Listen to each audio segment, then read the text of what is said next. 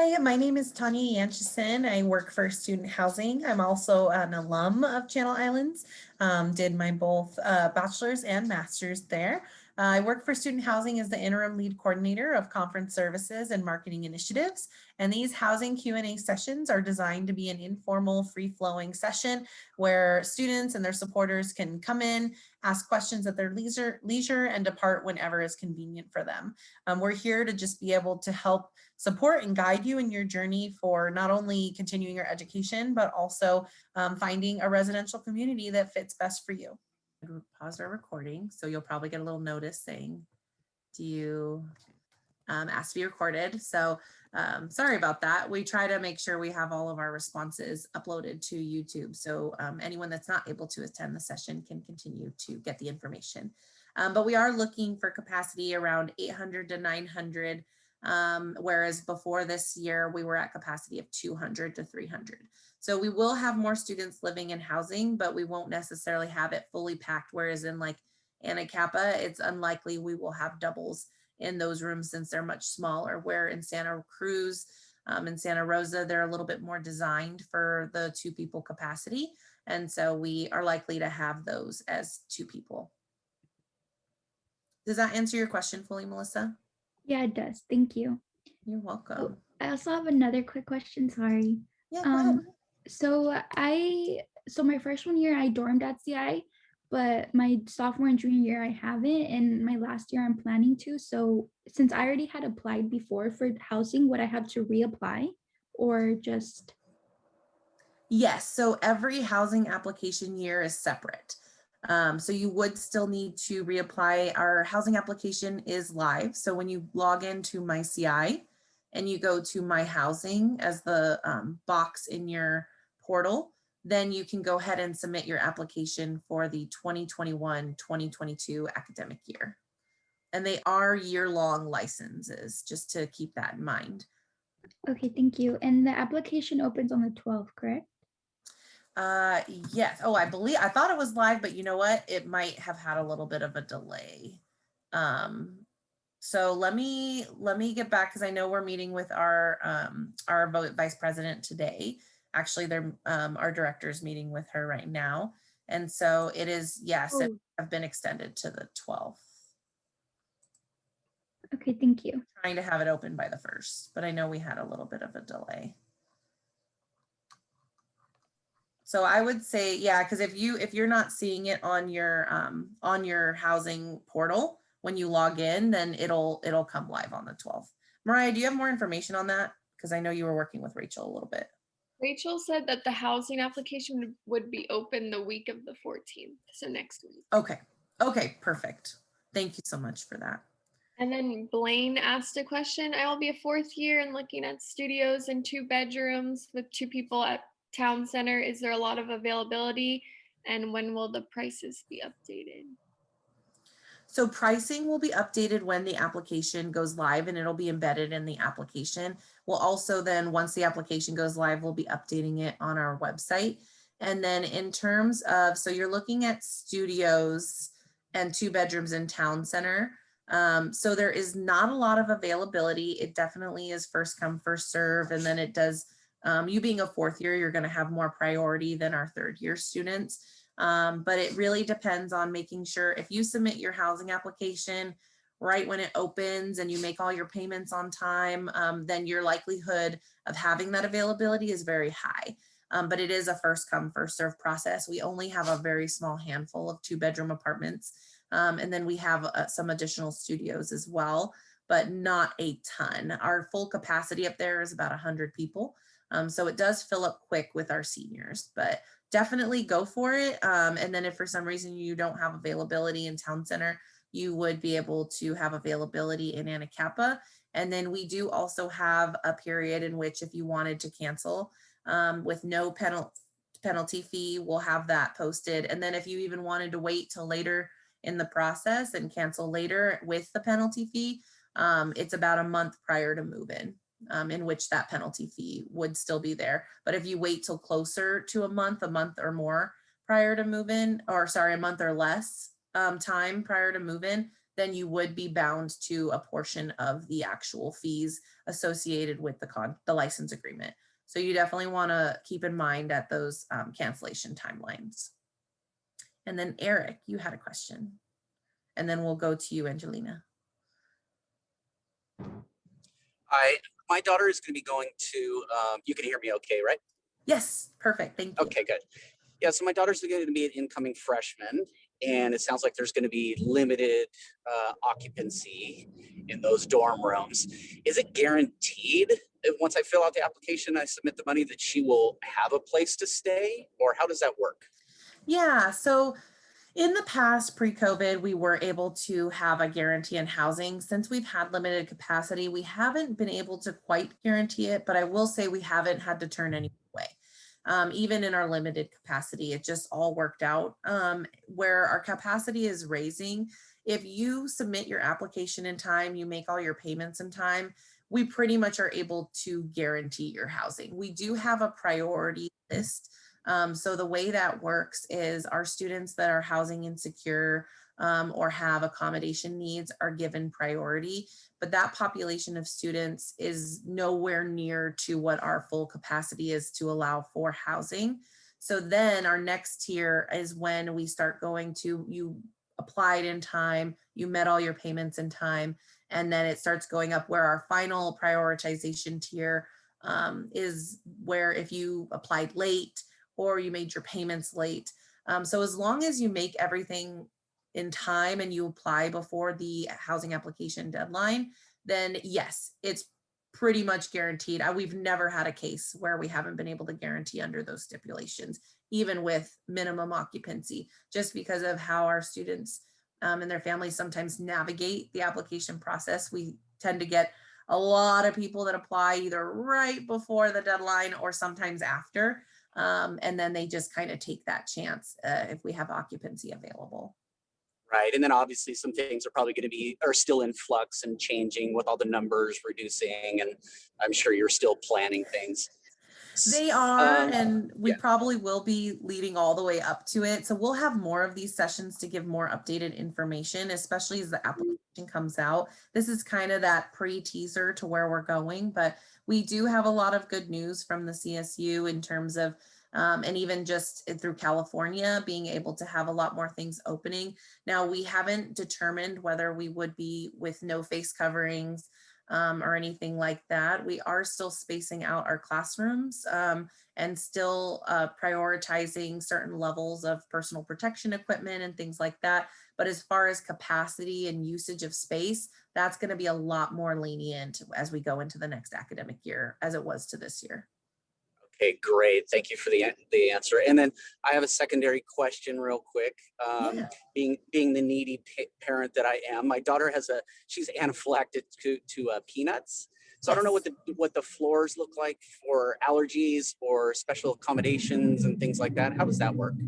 So in each of the rooms, there is a mini fridge provided. And so if there's an additional need for more refrigeration, for your daughter specifically, then she would go through our DOS office. So it's our Disability Accommodation Support Services. So if there's anything outside of what she's provided with her space that she would need, then they would be able to work through that accommodations, and then they communicate with our housing department on your behalf as they process the paperwork. And then we make that arrangement to all match up to what the student needs.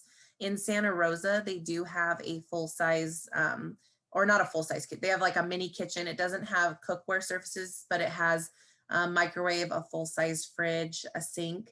So in there, that's more of a free-for-all space for students to store their food. So I would recommend that your student stores their food in their own room, since there's no guarantee that someone might not put something that has peanuts.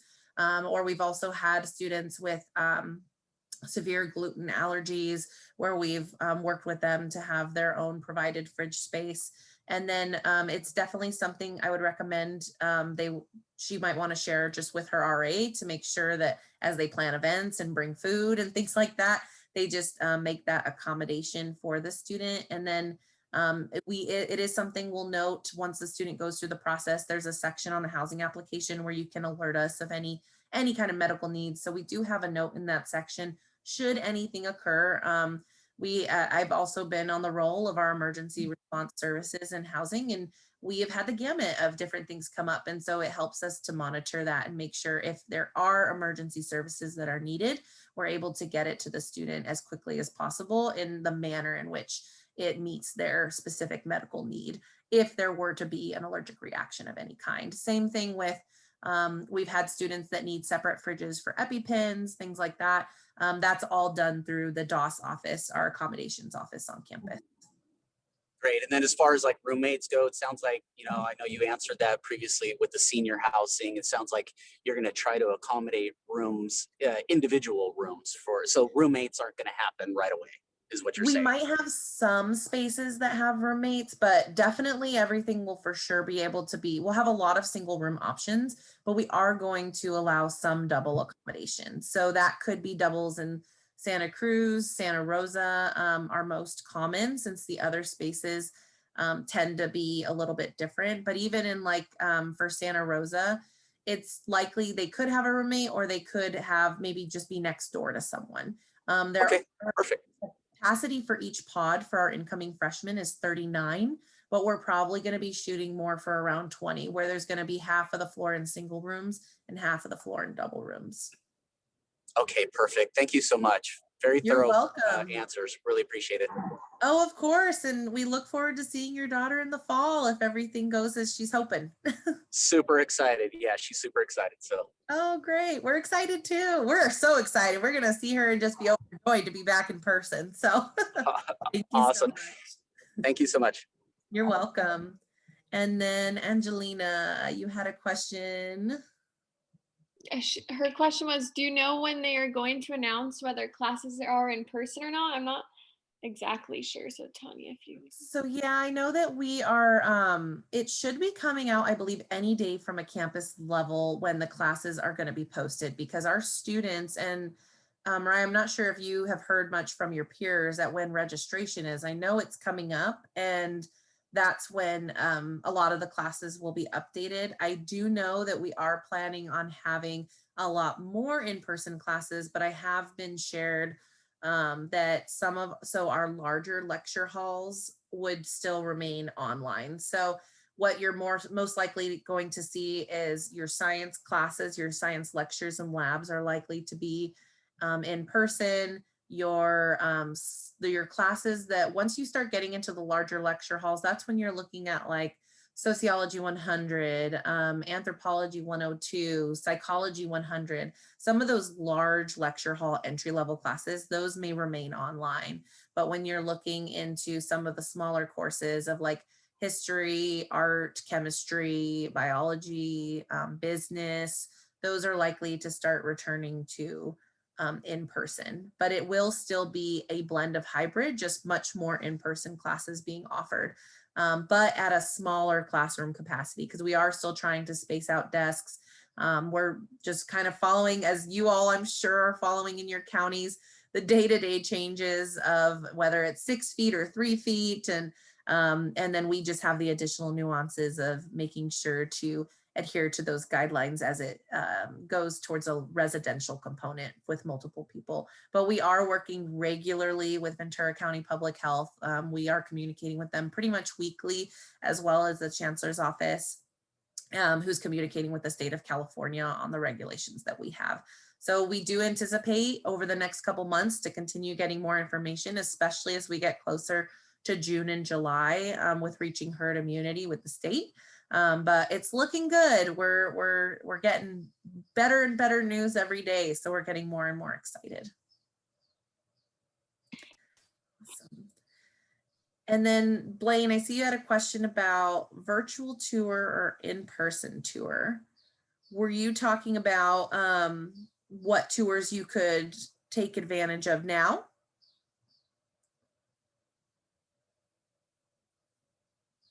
For housing to occur right now, or like in the future? For housing tours for the fall. Yes. So Right now, they are pretty much all virtual. We have a couple that are pre-recorded on our YouTube channel. And so I'll go ahead and paste in the chat our YouTube channel where you can access our tours. We do also have, if you wanted to have something where we like go through more interactively with you, that's more virtual, but we have like a camera with us and we just kind of show you the different spaces. That's something that we could always do and coordinate. So if you contact housing, we could work something out. We do also have our admissions department that is doing their tours. It is though virtual, but it does incorporate a more thorough presentation and walks you through everything. And there's a small component where it features housing in those presentations. As far as in-person tours, we're not doing those right now. But that could change as we go into the summer. But I will say, at least for the academic year, we won't be doing for the rest of this one up through commencement in May, at the end of May, we won't be doing any in-person tours. You are welcome to drive onto the campus, but we do still have face covering requirements, and we do have it pretty limited in terms of who can come on and off, but the campus isn't like locked down. There's no one at the gate saying who can and can't come in. But if you're wandering around like with a group of people, our campus PD might say, "Hey, are you okay? Like, is everything going all right? Or are you supposed to be here?" But if you just want to drive through, we have people drive through all the time, and we also have a whole community that lives in the back of the campus, so they might go walking, and so we're used to a couple people being around campus. It's just the facilities would be locked down. Okay, perfect. Thank you. You're welcome. Other questions?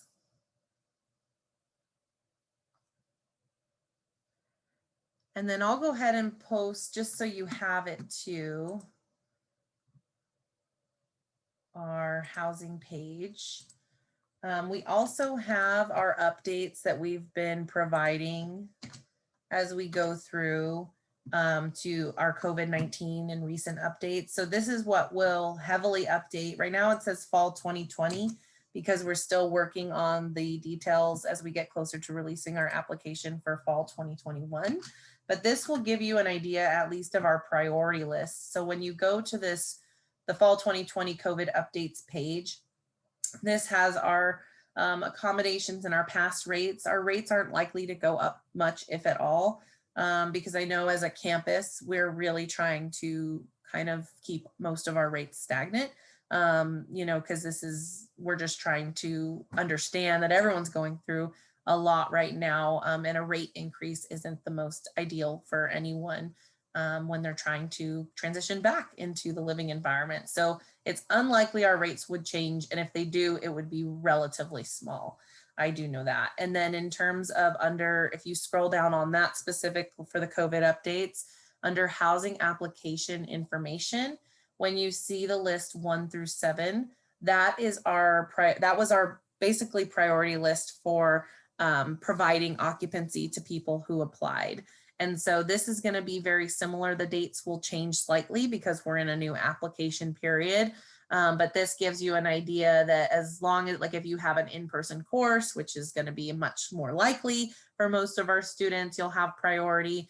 And then if you were like living on campus, so there's definitely going to be a lot more options that give you a higher priority in our accommodations list. But like I said, it's been very rare. We've always had a philosophy to try to accommodate everyone, even if it means in the past when we were at max capacity, where we had doubles and all over Anacapa and triples all over Santa Cruz.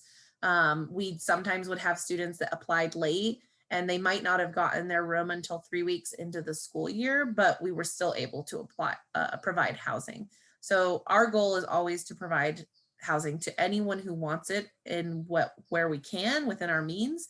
But we really try to do our best, whether it's if there even is a need to add more furniture. The only thing that affects us this time around is that we are limited slightly by our capacity before shooting back up to where we were with our 1,600. But even in 2019, we were closer to about 1,500.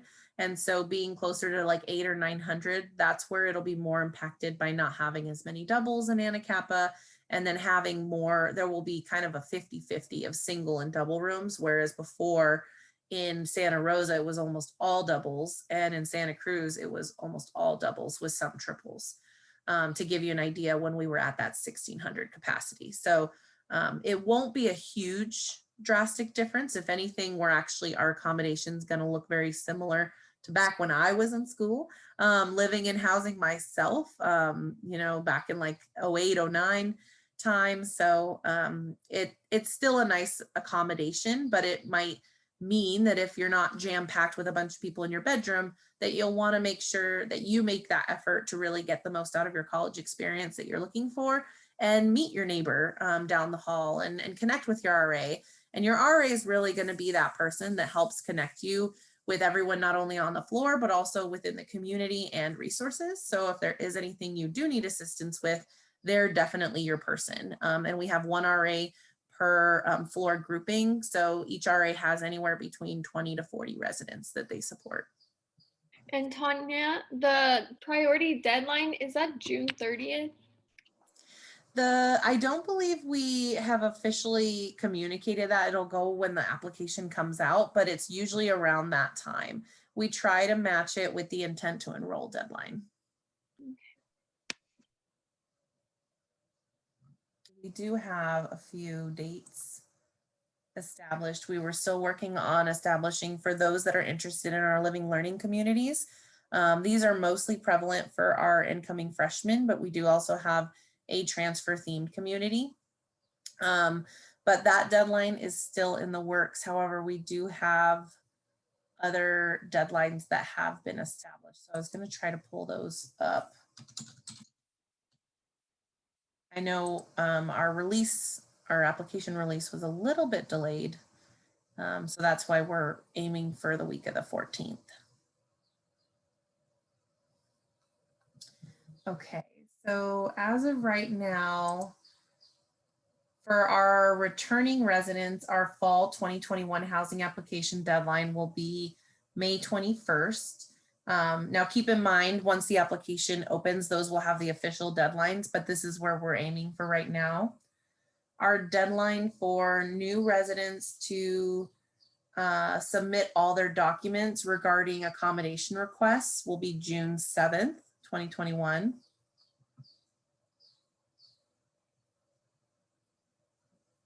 Our fall 2021 housing application priority deadline for incoming transfers would be June 15th.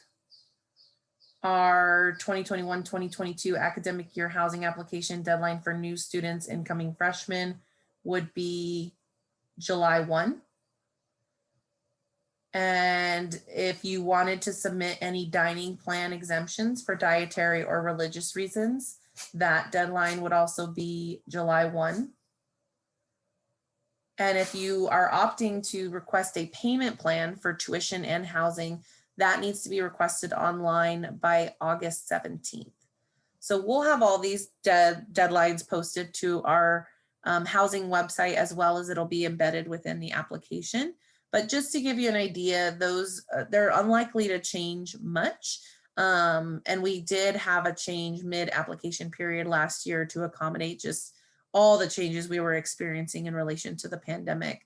But as these dates are solidified, we're not anticipating having to do extensions. So definitely once these dates are published, go off of those dates. Don't expect that maybe they'll extend them, just because we are at a little bit more of a better place this year in terms of our understanding and how we're navigating the pandemic. And even if we have spikes during our time of herd immunity, that's something we're also preparing for, just in case anything does change. And then you mentioned living learning communities. So I just kind of wanted to explain what that is. So it's where students can take same classes together, like 2 or 3 classes together, and live on the same floor as one another. And there's a bunch of different kinds of living learning communities, like multicultural living learning communities, an international living learning community, a SURF, student undergraduate research fellows, and a lot more. So I think you can apply for that when you do your housing application. Yep, exactly. That's perfect. Thanks, Mariah.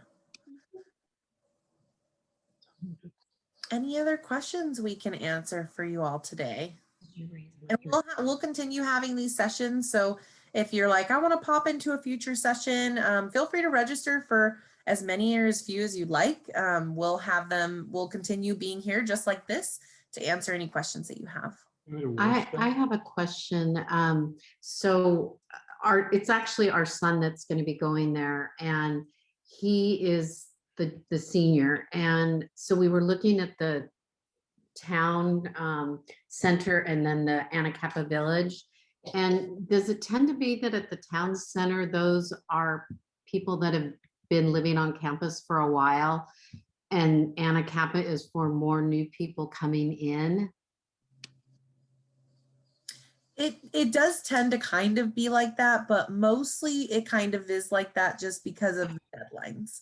So when we have returning students, their deadline is a little bit sooner than our brand new incoming transfer and incoming. Okay. Well, So- he's not transferring because he's been virtual this year. He just didn't live on campus. So he was a transfer last year. So it's likely that, I mean, from what you're sharing, it's likely that he could get a spot in town center. It is always a limited area, but we've even had students that have never lived in housing live in town center before Okay. because it was a similar situation where they lived off, but were still a student and then applied.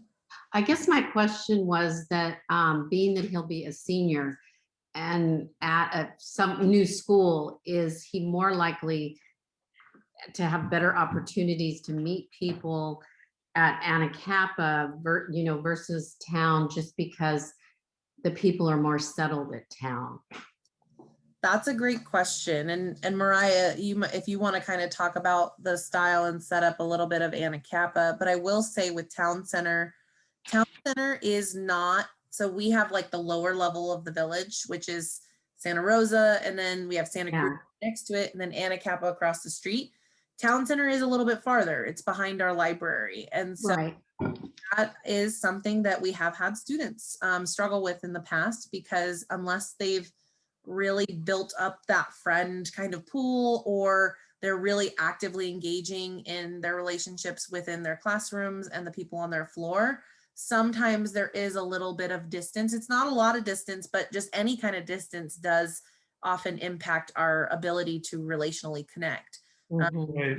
So Mariah can talk through a little bit about what with Anacapa, because she's also lived there. I will say though, it is probably a lot easier in Anacapa because there's just more people too. Yeah, I wouldn't know much about town center, but I did have friends that lived there and they were transfer students, and they were able to meet people there because there's the restaurants there, and so people kind of communicate there. But even if you do live in Anacapa, like, you have this community next to you and a lot of amenities, and so I was able to meet a lot of people in Anacapa as well. And you can go up to town center too. You can use all the amenities in each village, so I don't think it was too hard to meet people. Okay. Thank you. Thank you.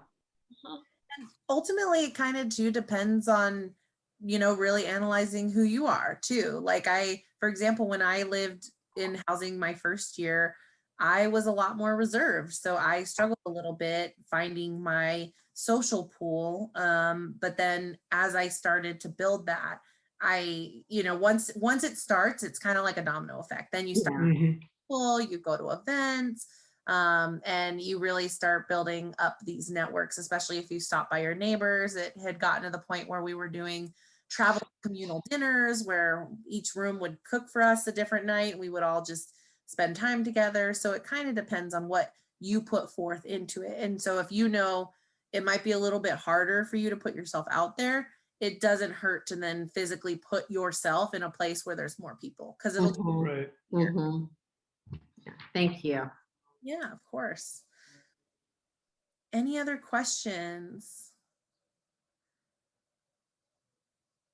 Just out of curiosity, what counties are you all from? You're welcome to unmute or put in the chat.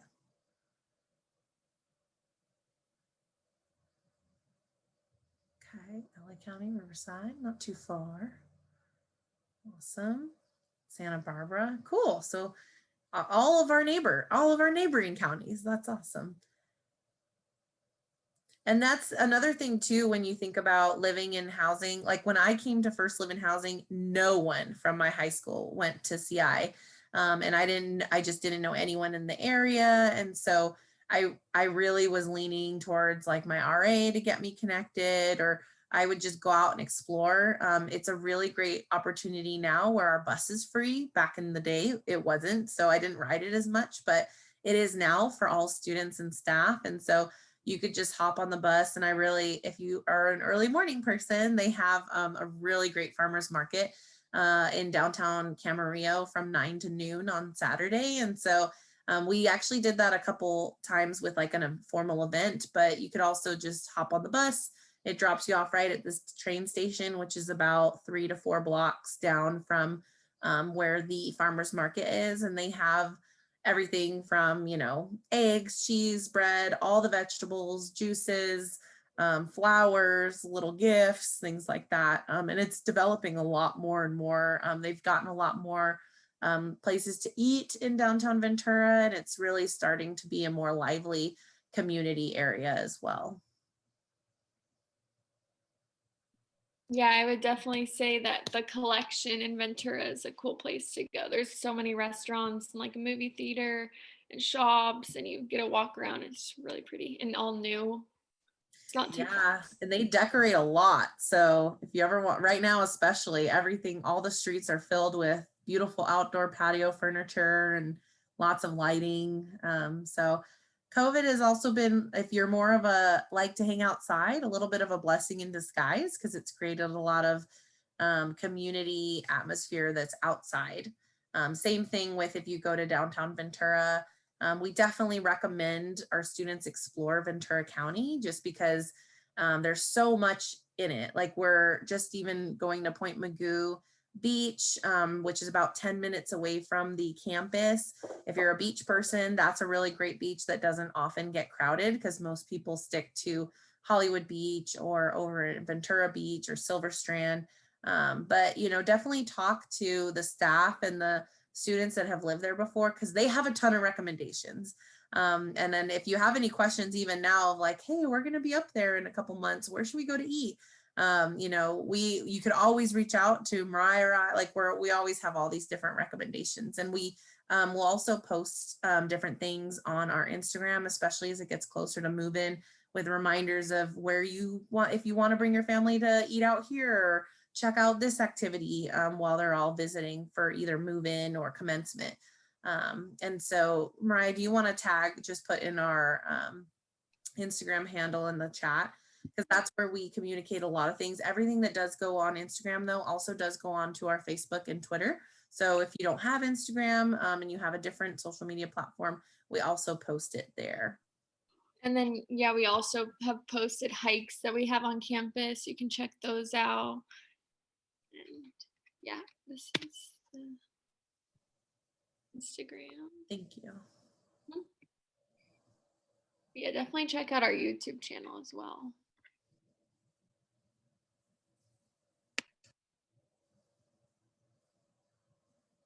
So as we're continuing on, we have about 20 more minutes of our time today.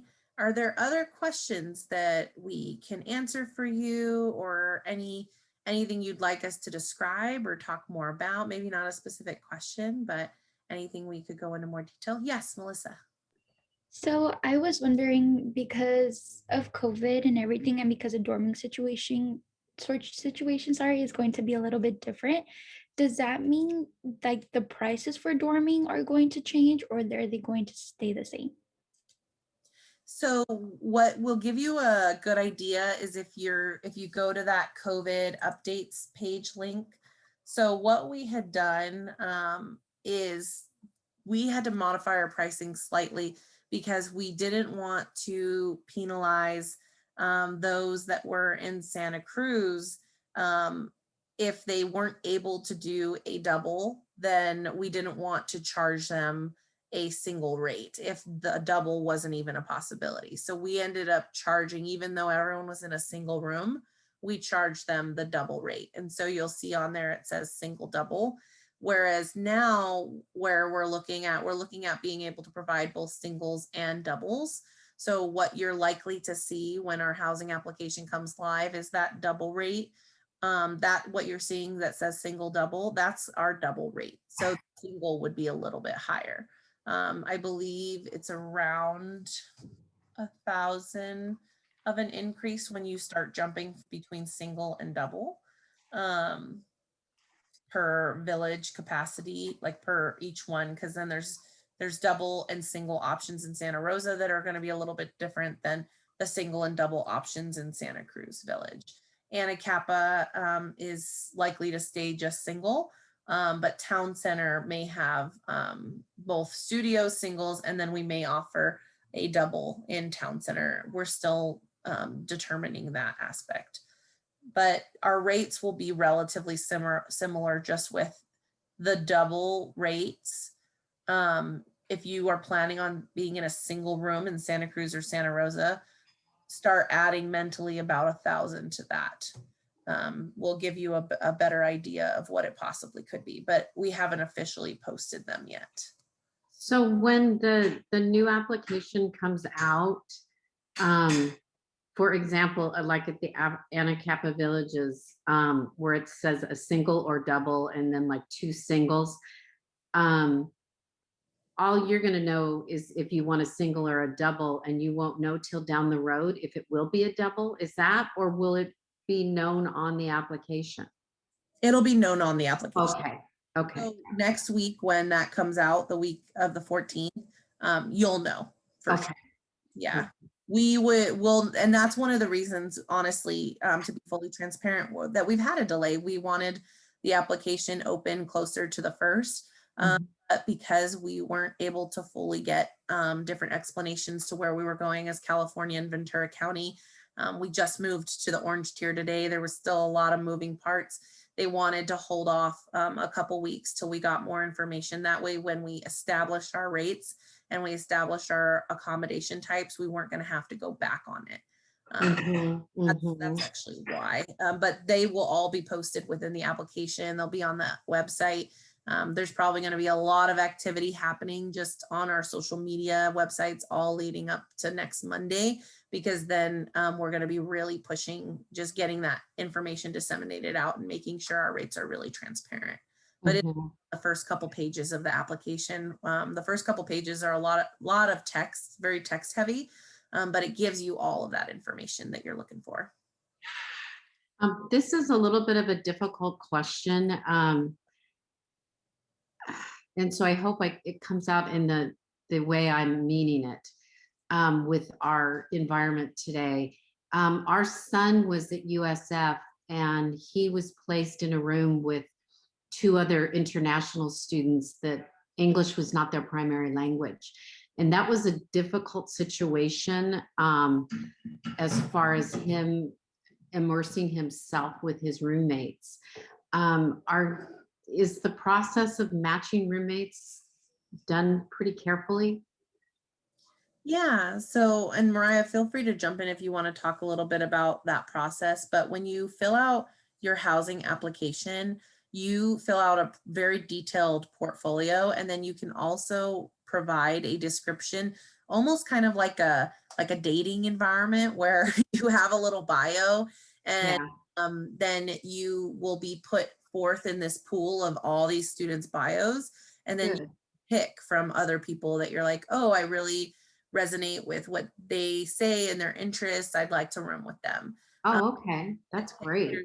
That portal. And then we, I want to say it's closer to 80% is our threshold for matching, for compatibility matching. But when you complete your profile, we then run a report compatibility, and that's how we match.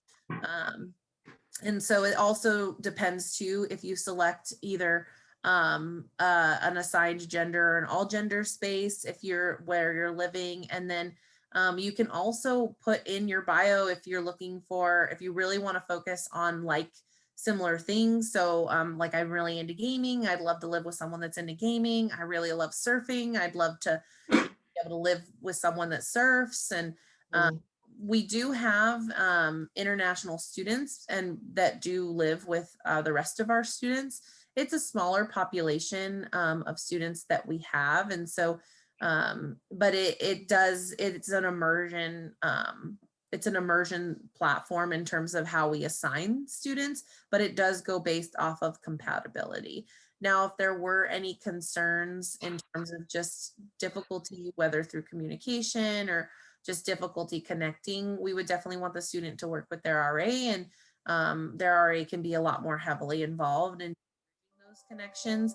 But it, how we connect is all different, and Right. on to a lot of times there could be a communication barrier, but it could also be an interest barrier. It could be an identity, different identities and our values that we were raised on. And so we just want to make sure that everyone's happy and having a good, respectful living environment. We would love for you to be friends with your roommates, but we also understand that that's not always an expectation. But so our expectation is that we want it to be a friendly, fun, and civil and respectful environment. That's great. Thank you. You're welcome. Other questions? And Mariah, if you want to talk too about, because how many years did you ever go in random, or did you always request your roommates? I think I went in random like every time. Okay. Got along with them for the most part, and yeah, we had classes together and we got along pretty well. But if you don't, like, it's not impossible to switch rooms either. One thing we often tell the students coming in, I always recommend, if you feel like I really want to request like living with my friends, I always suggest that maybe go in random or go in more on just opting through a selection through the profiles, because when you have conflicts, just like we have conflicts at home, right, with our family roommates, there may be conflicts with your college roommates, and it's nice to not have your social support of your friends to be the exact same role as if you have a conflict in your room. It's just sometimes nice to get out of that environment. I will also say that I'm a big proponent, and I'm a bit biased for going in random, just because when I've met my best friends. I actually just got married this past weekend, and they were there, and we were living together over a decade ago. And that was thank you to our occupancy analyst person that assigned us. We would have probably never met otherwise, because we were a year apart. Like, I was 1 year younger, and we just weren't necessarily in the same social circles, but they became my best friends. But then you also have other stories where, maybe personality wise, it didn't mesh all the way. So we're definitely not going to say everyone always gets along with our algorithm, but we really try to make it as successful as possible. And if it doesn't work, we do have room change processes. We do have mediation processes that we'd work through. I've conducted many mediations that have worked out and been really successful moving forward. I've conducted some that, they decided to just, a room change was still in the best interest of what they were looking for. And so that's what we processed. But our goal is to try to make sure that you don't have to do any of that, because you have school, you have your life. It's just a lot to be in college, and we really want you to have a fun time too. So we try to avoid you having to go through additional processes to make your experience more comfortable. We want that ideally in the beginning. Other questions? Got about 10 minutes left.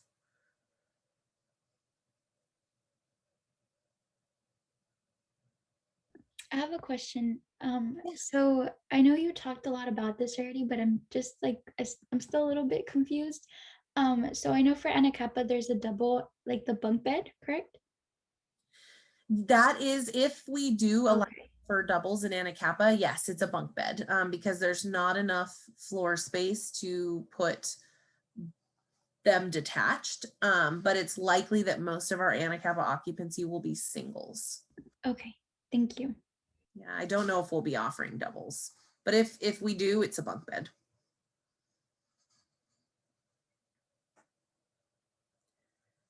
Yeah, I lived in Anna Kappa last year, and it was really nice. I had my own single room, which I chose like before COVID, and I'm so glad I did, because you get your whole space. You have like 2 windows, which I did, and you share the kitchen, and you have a living room, but it's full kitchen, and it's really nice. And you can put your TV there. We have like cable. It's nice. I like Anna Kappa. We also offer Dolflix too, where it's kind of like our campus Netflix, where our Residence Hall Association votes on titles, because they get a whole list every month and they vote on the titles to add both television shows and movies. And usually they're often around the themes of the month. And then you can stream it on your phone, on your laptop. You just need to be connected to campus Wi-Fi in order to make it work.